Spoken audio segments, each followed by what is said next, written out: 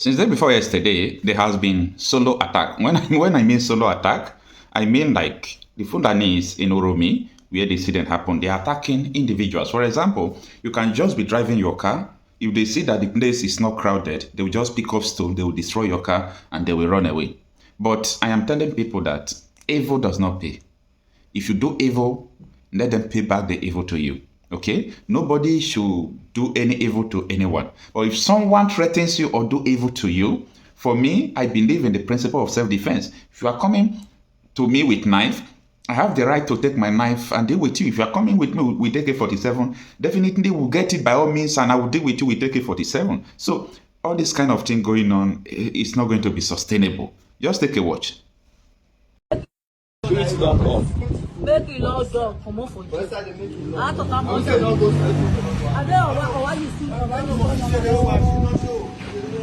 My motto today, those are bulky people. For this house, I just come off from my house, and so they just come destroy my motor. For Uromi, they just come destroy and see my motor. I just they come out from my house of that one and so I just see they stone my motor, and so I run. If not, they for take my life. That'll be small thing happen today. So I wait till I book it. And many more videos like this. Okay, this is just to reference what I said. Now, there is something that still happened that was yesterday, but I am yet to verify this, okay? The same Uromi that all these things are happening.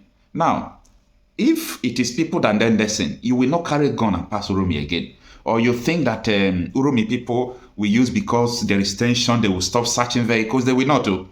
And this is what happened, but I have not been able to verify this. This is what happened in Uromi yesterday. Just take a listen.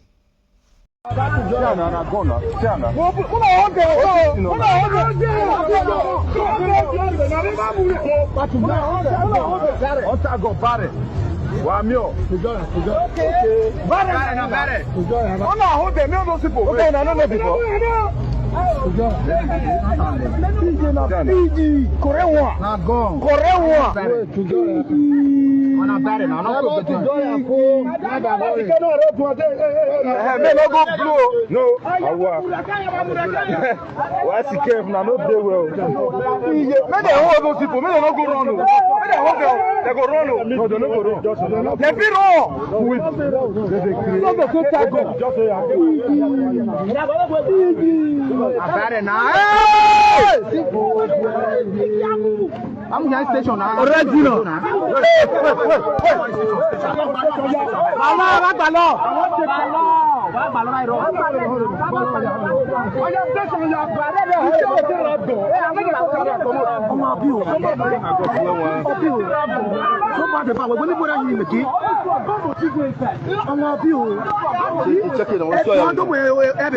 We are not meant to be enemies. We were never created to be enemies. But I still believe that we were not meant to live in one nation.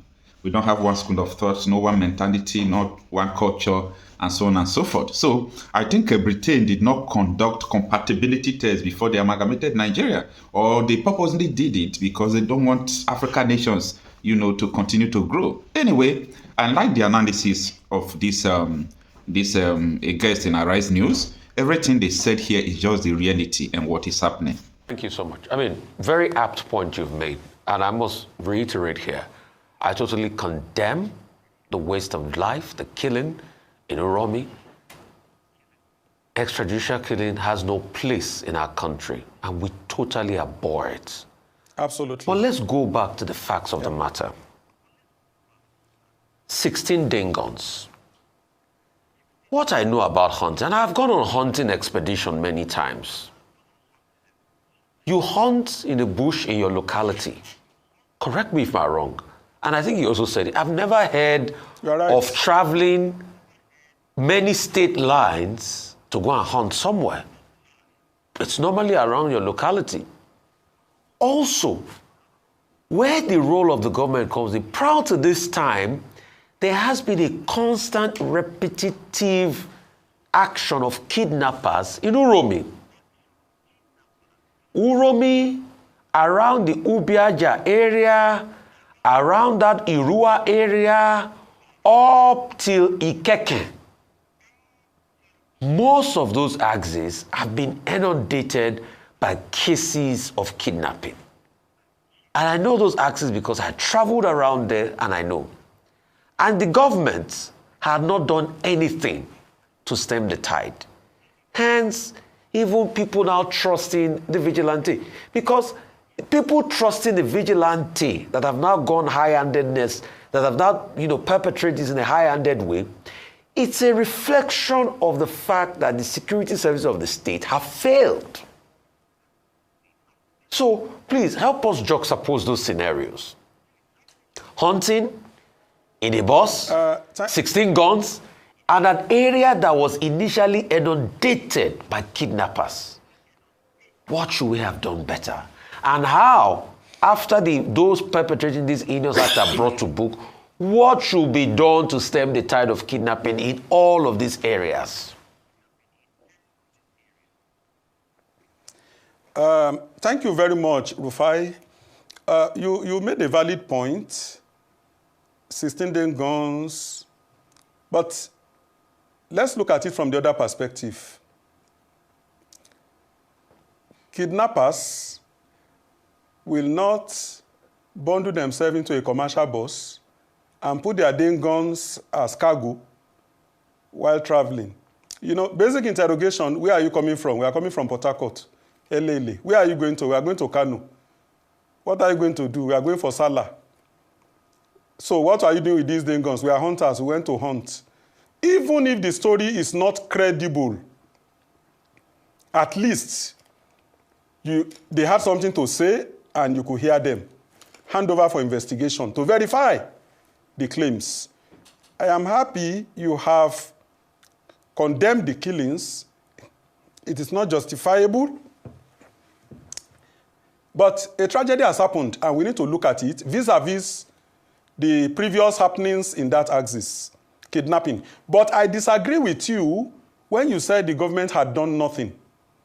If you go through the records, you will see the head of the security, the state security corps, retired CP Friday Badin, in the recent past, when they combed bushes around that area and also arrested some people who were alleged to be kidnappers. Even though when I read the story and I heard that they were with guns, as I said, these people are hunters, they are not kidnappers. But let's be frank, somebody who is carrying a gun, even somebody who is a hunter, if he is predisposed to criminality, can kidnap if he has the opportunity.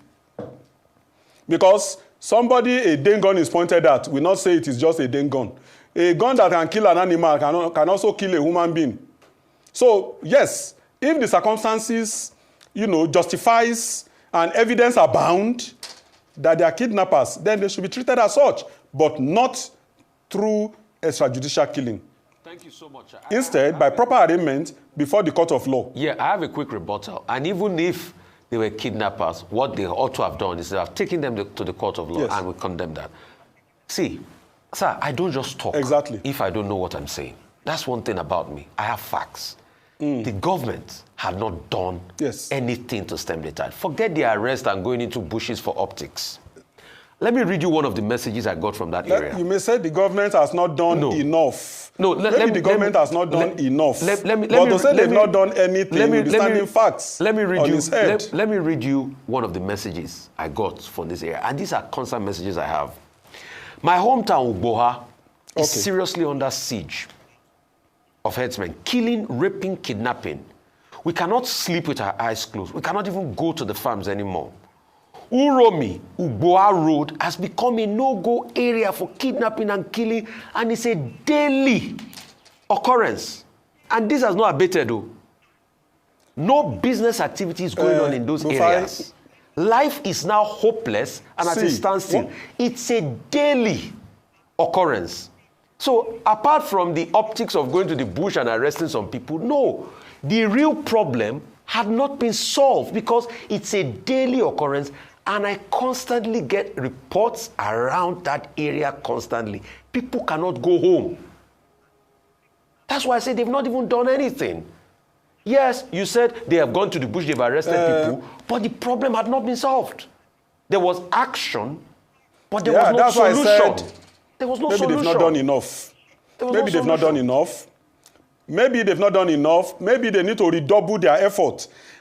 These reports you get, it will be good if you forward them to the Commissioner of Police anytime you receive them. Because the one you receive and you don't forward may not, people may have freer access to you than they have to the law enforcement. With due respect, I also got another one while I was saying this now. Ikeke, around that area, if you go, because I've traveled all those areas, Ubiaja. Ikeke is under attack. 5 people have been kidnapped in Ikeke. Okay. So we've not seen a lot, and I keep reporting all of this on my social media chat. So it's out there. Mr. Adeoye, let's stay with the... Please, forward to Commissioner of Police, not on social media. If you want to get results, please, forward to the authorities. I've done that many times. Mr. Adeoye, Go ahead, Dr. Abati. Let's stay with the subject of the Dr. discussion, Abati. which is the killing on the Uromi-Ubiaja expressway. Now, I go back to the point I made about Vigilante, all kinds of unauthorized security outfits. You were commissioner in Anambra State before you retired. Yes. Now, will you say that all these vigilante groups, all these security outfits not authorized showing up is because the Nigerian police has failed Nigerians? And then both the state governments and then also other people decide to take law into their hands and commit atrocities with a lot of impunity. If the Nigeria police itself was up and running, would this situation have been the case? What do you think is the problem? Dr. Abati, when you want to assess failure, you will have to weigh what is available against the responsibilities. You have a country of 240 million people and a police force that is just 300,000. From that statistics alone, you know that a lot of areas will be uncovered. A huge segment of the population will be unpoliced. That is one. 2, you look at what are the logistics holding and the funding of these security agencies. It is said, to whom much is given, much is expected. So when you want to assess failure, you need to assess what have you put in place and what empowerment is there for them to discharge their responsibilities. Then you weigh it against performance. It is then you can arrive at an objective, conclusion. So I think the Nigeria police is understaffed and underfunded, grossly so. We need to start looking at practical ways. Mr. President has done something in that regard by giving approval for the recruitment, rapid recruitment of personnel to beef up the strength of the force. I hope that is followed by better equipment and funding so that the spread can be better, the training more qualitative, and equipment enable them to do more than they do currently. Technology is available to enhance performance. If all these are deployed, I assure you, performance will be much better. But coming to the present, I and you, we are in agreement that a lot more needs to be done to enhance safety of life and property across the nation.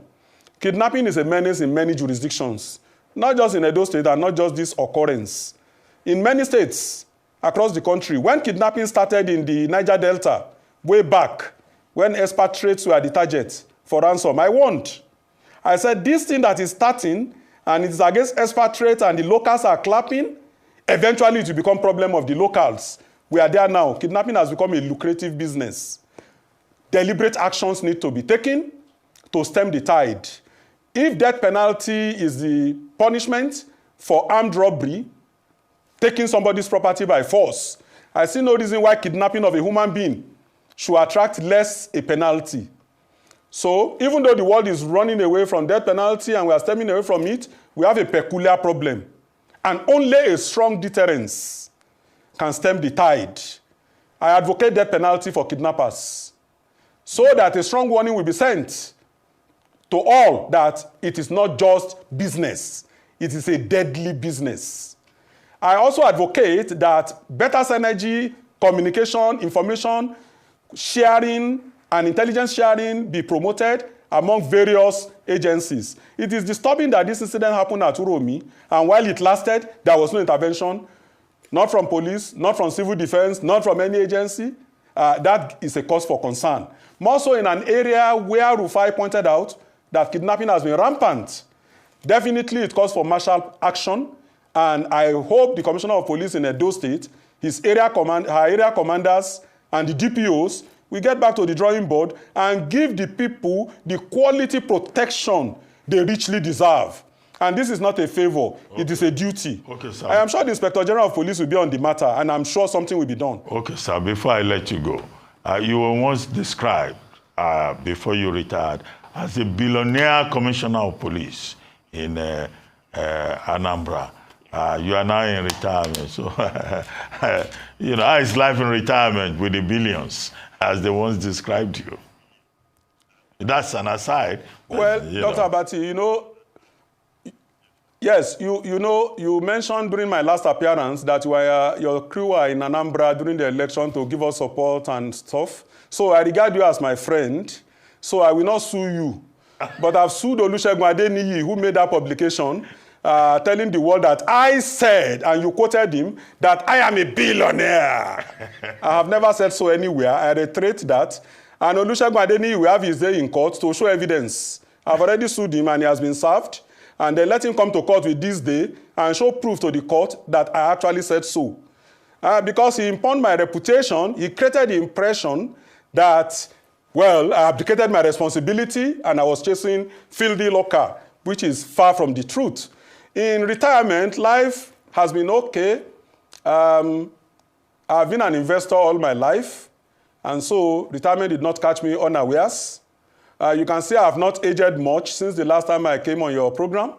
God has been faithful, and we are getting by. I like that. Over to you. All right, sir.